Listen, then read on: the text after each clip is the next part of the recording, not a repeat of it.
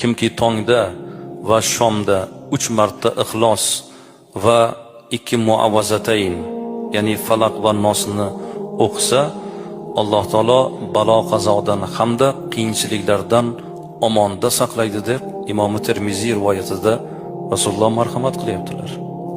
Imom Qurtubiy aytadilar: kim uyga kirishida Ixlos surasini o'qisa, kambag'allik bo'lmaydi u xonadonda degan ekanlar.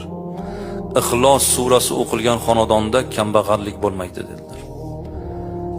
Ibn Najjor aytadilar: kim safarga chiqish oldidan 11 karra Ixlos surasini o'qisa, Alloh u safardan qaytib kelguniga qadar uning uyini muhofaza qiladi deb bu zot marhamat qiladilar.